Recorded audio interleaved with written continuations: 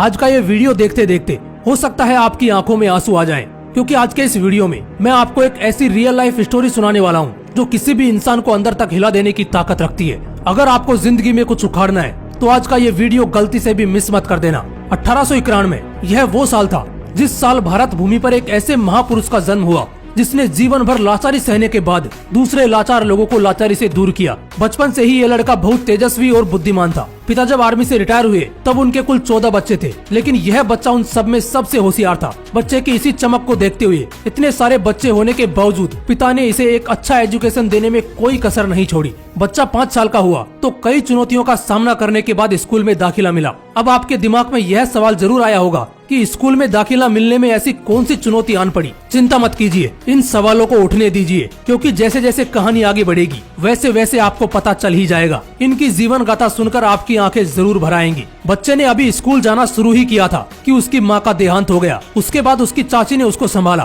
पिता अपने सारे बच्चों को रामायण महाभारत की कहानियाँ सुनाया करते। भारत की संस्कृति और विविधता का पाठ वो अपने बच्चों को पढ़ाते, बाकी बच्चों से अलग। ये बच्चा बड़ा ही मन लगाकर इसे सुनता। जब इसने स्कूल जाना शुरू किया तो वहाँ इसे दुनिया की अलग ही छवि देखने को मिली। सारे बच्चे कक्षा में बैठकर पढ़ रहे थे तो वहीं इसे कक्षा से बाहर बिठाया जाता। यह तो कुछ भी नहीं, जब पानी पीने की बारी आती तब इसे हाथ में गिलास लेकर पानी पीने पर भी मनाही थी। स्कूल का चपरासी दूर से ही पानी बच्चे के हाथ में गिराता था। बच्चा अपने हाथ से पानी पीकर अपनी प्यास बुझाता था। मगर जिस दिन चपरासी स्कूल में नहीं आता था तब बच्चे को पूरा दिन बिना पानी पिए प्यासा रहना पड़ता था। लेकिन यह पानी की प्यास उसकी पढ़ाई की भूख के सामने कुछ भी नहीं थी। बच्चे ने खुद के साथ हो रहे ऐसे दुर्जन व्यवहार का असर अपनी पढ़ाई पे कभी नहीं होने दिया। रिटायर होने के बाद बच्चे के पिता दूसरे गाँव में कैशियर का काम करते थे। स्कूल में गर्मियों की छुट्टियां लगी थी। छुट्टियां मनाने के लिए यह बच्चा अपने बड़े भाई के साथ ट्रेन में बैठा और उस गांव में पहुंच गया जहां उसके पिता काम करते थे। स्टेशन पर काफी वक्त हो गया था पर उनके पिता उन्हें लेने अभी तक नहीं आए थे।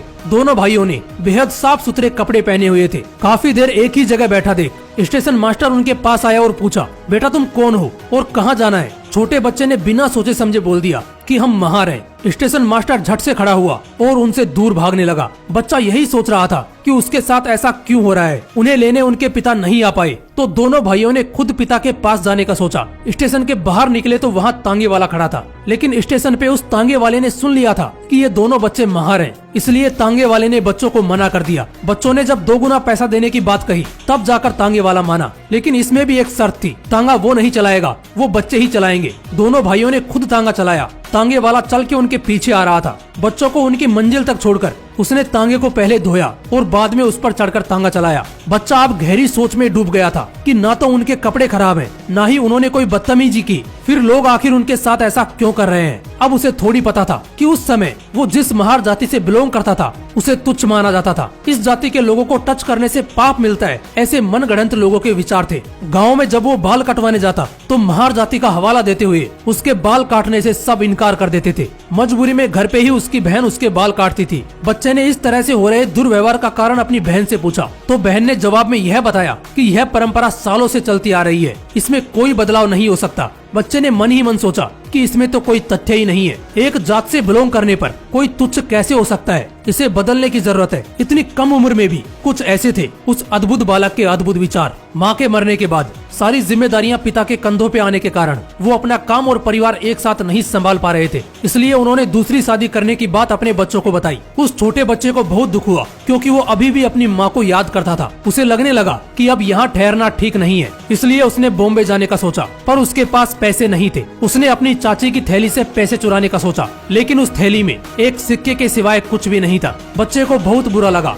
समाज का दुर्व्यवहार झेलते हुए उसने स्कूल में अपनी पढ़ाई जोरों शोरों से जारी रखी। उसकी पढ़ाई की मेहनत रंग लाई और उसे इंडिया के सबसे अच्छे स्कूल्स में से एक अल्फिंस्टन हाई स्कूल में दाखिला मिल गया। बच्चे की पढ़ाई के लिए पिता पूरे परिवार के साथ बॉम्बे चले आए। बच्चे को लगने लगा कि अब तो वो बड़े शहर में आ चुका है, यहाँ उसके साथ किसी भी तरह का दुर्व्यवहार नहीं होगा, लेकिन वो गलत था। यहाँ तो उसके साथ और भी ज्यादा बदसलूकी हो रही थी। एक बार मैथ्स के टीचर ने उसे ब्लैक बोर्ड पर एक मैथ्स के प्रॉब्लम को सोल्व करने के लिए बुलाया। उसी वक्त बच्चे शोर मचाने लगे और बोलने लगे कि इसे ब्लैक बोर्ड के पास मत जाने दो। पता है क्यों? क्योंकि उस ब्लैक बोर्ड के पास सारे बच्चों के टिफिन रखे हुए थे जिनमें उनका खाना था। उन्हें लगता था कि अगर यह बच्चा उनके टिफिन के पास जाएगा तो उनका खाना दूषित हो जाएगा। सच बता रहा हूँ, आज मैं जब इन बातों को सुनता हूँ ना, तो मेरा सर चकराने लगता है। पता नहीं उस बच्चे ने सिर्फ अपनी पढ़ाई के खातिर कितना कुछ सहा होगा। इतना कुछ सहन करने के बावजूद उसने 17 साल की उम्र में मैट्रिक की परीक्षा पास की और उसी साल उसकी शादी भी कर दी गई, क्योंकि उस समय कम उम्र में ही शादी करने की प्रथा थी।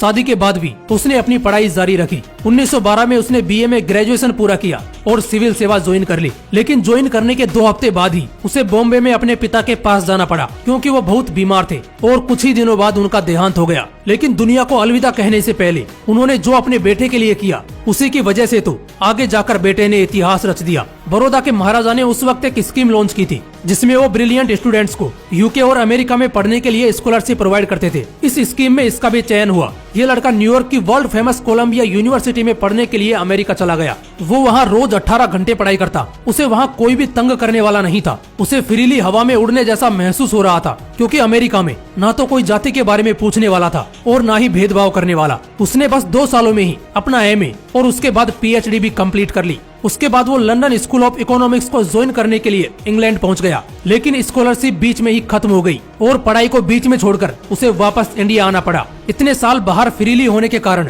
उसे इंडिया में कदम रखते ही दम घुटने जैसा महसूस होने लगा, क्योंकि जब उसने बड़ौदा में सिविल सेवा ज्वाइन की तो लोग इतना पढ़ा लिखा आदमी होने के बावजूद भी उसे तुच्छ ही मानते थे। यहाँ तक कि उसे कोई पानी के लिए भी नहीं पूछता था। इससे तंग आकर वो बॉम्बे चला गया और एक बिजनेस शुरू किया, लेकिन वो नहीं चला। 1918 में उसने लेक्चरर की नौकरी ज्वाइन की। जैसा कि वो बचपन से ही एक ब्रिलियंट स्टूडेंट था, उसी तरह वो एक बहुत ही जबरदस्त टीचर भी था। वो बहुत ही बेहतरीन ढंग से अपने स्टूडेंट्स को पढ़ाया करता था। इसी बीच उसने दलित लोगों के हितों के लिए लड़ना शुरू किया। वो दलित लोगों के पास जाता और उन्हें उनके हक की लड़ाई के लिए प्रेरित करता। धीरे धीरे दलित लोगों ने अपने न्याय के खातिर उसके साथ आना शुरू कर दिया। 1920 में अपने मित्रों की सहायता से अपनी बीच में छूटी पढ़ाई को पूरा करने के लिए वो फिर से लंदन चला गया और 1923 में इकोनॉमिक्स में डॉक्टरेट की पढ़ाई पूरी कर भारत लौटा। उसने बैरिस्टर इन लॉ की पढ़ाई भी पूरी की। उसने न्याय को बारीकी से पढ़ा। जब वो भारत लौटा तो उसने दलितों पर हो रहे अन्याय के खातिर लड़ना पहले से भी ज्यादा तेज कर दिया। दलितों की मांगों को लेकर वो आगे बढ़ता चला गया। दलितों की मांगों के साथ ही वो देश की आजादी की लड़ाई में भी हाथ बटाने लगा। उसने कभी भी किसी के साथ हो रहे अन्याय को बर्दाश्त नहीं किया। इसीलिए तो जब देश आजाद हुआ तो उसने सभी के हितों को ध्यान में रखकर दुनिया का सबसे बड़ा लिखित संविधान देश की जनता को समर्पित किया और इतिहास रच डाला। देश को आजादी दिलाने और दलितों को उनके सम्मान के मुकाम तक पहुंचाने के बावजूद उसे अपने बचपन में हुए दुर्व्यवहार की यादें आज भी ताजा थी। इसलिए उसने मरने से पहले एक ऐसे धर्म को स्वीकार करने की चाह रखी जिसमें हर किसी के साथ समान व्यवहार हो, हर किसी के विचारों का सम्मान हो और किसी के साथ भी अन्याय ना होता हो। उसने कई धर्मों का अध्ययन किया और फाइनली 14 अक्टूबर 1956 को 5 लाख अनुयायियों के साथ बौद्ध धर्म को स्वीकार कर लिया।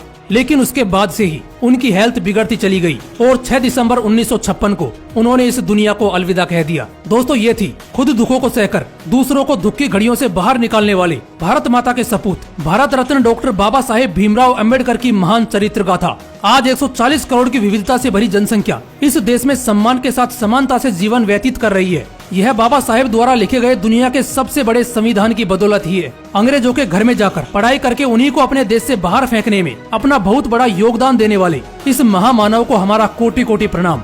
जय हिंद, वंदे मातरम।